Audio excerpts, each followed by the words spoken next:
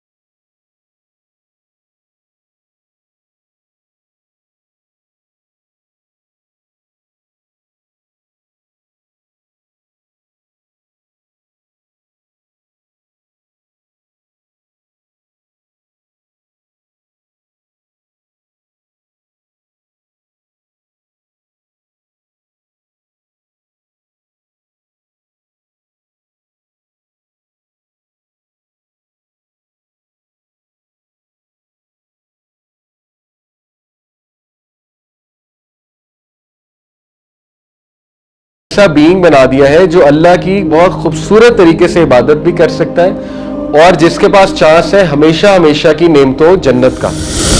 मैं एक मीटिंग थी, उस मीटिंग से थोड़ा सा डिस्टर्ब हुआ क्योंकि मेरी मर्जी के मुताबिक चीज़ मुझे नहीं मिली। ठीक है, इस किस्म की मीटिंग थी तो फौरन से दिमाग आपको पता है ज़रा इमोशनल होता है, वो बहुत अजीबोगरीब इंटरप्रिटेशन शुरू कर देता है कि कुछ नहीं हो सकता इस प्रोजेक्ट के बारे में, मतलब कोई फायदा नहीं मेहनत करने का, ये वो। तो देखिए, you need to sit and you need to make the right interpretation. Emotional intelligence इसी को कहते हैं। आप रिस्पॉन्सिबिलिटी लो, आप ये देखो कि क्या मेरी तरफ से सही प्रेजेंटेशन गई थी, क्या मैंने सही से प्रेजेंट किया था उस चीज को। ये भी तो रीजन हो सकती है ना कि रिजल्ट वो नहीं मिला जो आप चाहते थे, that could be a reason as well. तो ये आदत जो है बड़ी यूजफुल होगी आपके लिए कि आप सबसे पहले ये देखो कि मेरी तरफ से जो है वो क्या गया है। ठीक है, उसके बाद मे बी मैंने ये लर्न किया कि overall I need to assess situations accurately and productively, बजाय कि इमोशनली सिचुएशंस को देखना, एक्यूरेटली और प्रोडक्टिवली देखना चाहिए सिचुएशंस को और उनसे सीखना चाहिए। तो ये है टेकिंग द रिस्पॉन्सिबिलिटी। ठीक है, पहली चीज। दूसरी चीज वो कहता है इसमें होती है focus on what you can control. अब ये बहुत गहराई की बात है, बहुत विजडम की बात है, अगर आप इस पर गौर करें। देखिए, जब आप उन चीजों पे सिर्फ फोकस करेंगे ना जिन पे आपका कंट्रोल है तो आप खुश रहेंगे। जब आपका फोकस ज्यादा उन चीजों पे होगा ना जो आप कंट्रोल नहीं कर सकते, तो फिर आप हमेशा एंग्जाइटी में रहेंगे और हमेशा परेशान रहेंगे। किसी दूसरे इंसान का बिहेवियर आपके कंट्रोल में नहीं है। जैसे इशफाक अहमद साहब कहते हैं ना कि दूसरों की नाकदरी पे मत कुढ़ो, क्योंकि दूसरे अगर तुम्हारी नाकदरी करते हैं तो ये उनका मसला है, ये आपका मसला नहीं है। This is a problem at there and. आप उनसे हाँ अच्छी बात कर सकते हैं, आप उनको क्लैरिटी दे सकते हैं, आप उनसे माफी भी मांग सकते हैं कि अगर मेरी तरफ से देखें कोई गलती है जिसकी वजह से आप मेरे साथ ऐसे बिहेव कर रहे हैं तो मैं माफी चाहता हूं। लेकिन इसके बाद आप कुछ नहीं कर सकते। इसके बाद भी कुड़ना कि वो मेरे साथ क्यों नहीं ठीक, वो बिहेवियर क्यों नहीं मेरे साथ ठीक रख रहा या रख रही वगैरह वगैरह, तो फिर आप हमेशा परेशान रहेंगे। ठीक है, तो दूसरा रूल वो ये देता है खुशगवार और मीनिंगफुल जिंदगी का कि देखो जो तुम कंट्रोल कर सकते हो उस पर फोकस करो। और कई चीजें अल्लाह ने इंसान को दी है जिसपे वो कंट्रोल कर सकता है। फॉर एग्जाम्पल, अपने बिहेवियर को कंट्रोल कर सकता है, अपने एंगर को कंट्रोल कर सकता है, अपने एनवायरनमेंट को कंट्रोल कर सकता है। इंसान जो है वो इस चीज को कंट्रोल कर सकता है, मैंने किससे मिलना है, किससे नहीं मिलना है, किससे क्या ताल्लुक रखना है। बहुत सी चीजें हैं। जब आप सोचने बैठेंगे तो इतना ज्यादा उन चीजों पे मत सोचें जिसपे आपका कंट्रोल ही नहीं है। अल्लाह की रजा में राजी होना भी सीखना चाहिए इंसान को। ठीक है, कि मेरे कंट्रोल से ही चीज बाहर निकल गई, so what can I do, nothing. ये दूसरी चीज। और तीसरी चीज वो कहता है, तीसरा इंग्रेडिएंट यूडेमोनिया का ये है कि नेकी के साथ, वर्च्यू के साथ जिंदगी गुजारो, वर्च्यूज को फॉलो करो, वर्च्यूज को चेज करो। ठीक है, वर्च्यूज को गोल बनाओ। फॉर एग्जाम्पल, टॉप वर्च्यूज क्या है जिसपे इंसान का इत्तेफाक है? One of the virtue is self control, कि आप देखिए पुराने लोग जो है ना वो इसमें मुकाबला करते थे कि आओ मुकाबला करते सेल्फ कंट्रोल किस में है, आओ मुकाबला करते ज्यादा तगड़ा कौन है। जैसे मिसाल के तौर पे यू शुड लाइक चैलेंजेस, आपको चैलेंजेस पसंद होने चाहिए, अपने आप को चैलेंज करें। For example let me give you a challenge, आप अपने आप को चैलेंज करें कि मैं 1 महीना फजर पे उठ के दिखाता हूं, मस्जिद जाके दिखाता हूं। ये है गोल, ये है चैलेंज, ठीक है ना। आपका फोकस उधर लग जाएगा फजर पे उठने पे, और दिस इज समथिंग जो बहुत सी तब्दीलियां आपकी जिंदगी में लाने की चांसेस है, ठीक है। इसी तरह may be you can challenge your self कि चलो मैं अपने आप को चैलेंज करता हूं कि नो मैटर व्हाट हैपेंस मैंने कुरान की डेली रेसिटेशन करनी है। This is one thing you can follow, ये वर्च्यू है एक। तो फॉलोइंग वर्च्यूज से जिंदगी बामकसद बन जाती है, इंसान की अटेंशन भी डाइवर्ट होती है, फोकस भी वहां पे लग जाता है, और इंसान जो है वो फिर उसमें बहुत मुस्बत तब्दीलियां भी आने लगती हैं। तो आप कुछ वर्च्यूज की लिस्ट बना लें जो आप अपने अंदर लाना चाहते हैं। फॉर एग्जाम्पल आप अपने अंदर सेल्फ कंट्रोल लाना चाहते हैं, आपको लगता है कि आपका सेल्फ कंट्रोल बहुत वीक है, आपको लगता है आप बहुत इंपल्सिव हो गए हैं, आपको लगता है कि आपकी नजरों की हिफाजत नहीं होती, आपको लगता है कि आप बहुत टाइम ज़ाया करते हैं, तो इसको गोल बनाएं कि मैंने इसको ठीक करना है। आप देखें किस तरह से आपकी लाइफ मीनिंगफुल बन जाएगी। इसी तरह one of the virtues you can follow और चेज इज के अपने अखलाक को बेहतर करना है, ठीक है, नबी सल्लल्लाहु अलैहि वसल्लम के अखलाक को फॉलो करना है, ये एक वर्च्यू है। तो ये 3 चीजें मैं दोबारा रिपीट करता हूं कि नंबर 1 टेक रिस्पॉन्सिबिलिटी, ब्लेम से बाहर निकलें और रिस्पॉन्सिबिलिटी लेने वाले बने।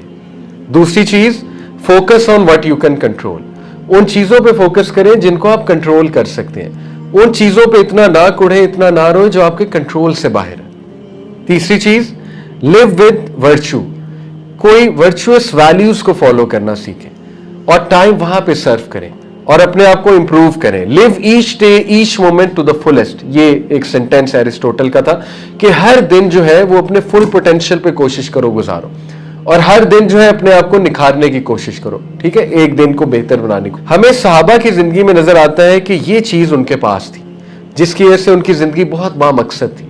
यानी उनमें से कुछ ऐसे थे जिनके पास खाने को खाना नहीं था, अबू हुरैरा, लेकिन वो खुश थे जिंदगी से, वो बहुत ज्यादा मुतमईन थे अपनी जिंदगी से, और उनके इत्मीनान की वजह यह थी कि वो ये 3 चीजें फॉलो करते थे। इसको इकिगाई भी कहते हैं, जापानीज एक कॉन्सेप्ट है, इस पे किताब भी इकिगाई पे, IKIGAI, ये बहुत मशहूर कॉन्सेप्ट, पूरी दुनिया में मशहूर हो रहा है Ikigai, living a life of virtue. इसका मतलब ये living a life with purpose and living a life with virtue, okay. तो वो मीनिंग और पर्पस के साथ जिंदगी गुजारते थे, दैट इज द डिफरेंस। उसके बाद हमें एक और बहुत ही कमाल की चीज सहाबा में नजर आती है, और वो है ग्रैटिट्यूड, शुक्रगुजारी। देखिए ग्रैटिट्यूड जो है ये भी एक स्किल है, और इसकी बहुत कमी है, आज के दौर में बहुत कमी है इसकी, और अल्लाह भला करे कि इसमें सोशल मीडिया का बड़ा रोल है हमारे ग्रैटिट्यूड को ख़त्म करने में। मुझे अक्सर जो है वो मैसेजेस ऐसे आते हैं, मैं यंगस्टर्स के कमेंट्स पढ़ रहा होता हूँ अपनी वीडियोस में, या वैसे ही मैसेजेस आते हैं कि अली भाई हम कुछ कर नहीं रहे। तो मैं उनसे पूछता हूँ कि what do you mean by कुछ कर नहीं रहे, यानी हम कुछ करना चाहते हैं ज़िंदगी में, हालांकि बहुत कुछ कर रहे होते हैं, ठीक है, वो अच्छे बेटे बेटी भी होते हैं, अच्छे खामाद अच्छी बीवियां भी होती हैं, लेकिन व्हेन दे से हम कुछ कर नहीं रहे, व्हाट दे मीन इज के वो बहुत कुछ होता देख रहे होते हैं इंटरनेट पे कि फलाना ये कर रहा है, फलाना वो कर रहा है, फलाने ने ये कोर्स लॉन्च कर दिया, फलाने ने ये बिजनेस लॉन्च कर दिया, फलाना।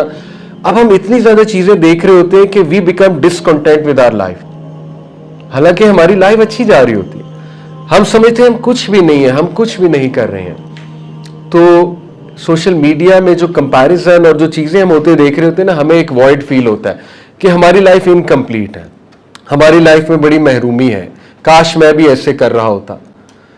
तो देखिए ग्रैटिट्यूड इज कि जो आप कर रहे हैं अल्हम्दुलिल्लाह, सबसे पहले तो उस पर शुक्र करें और मेक थिंग्स सिंपल। दीन का इल्म हासिल करें, that is one thing to follow. दीन का इल्म हासिल करें, अल्लाह ताला खुद आपसे काम ले लेगा, इंशाल्लाह आपको बहुत से आइडियाज आएंगे, उस पर टाइम स्पेंड करें दीन का इल्म हासिल करने में, ठीक है।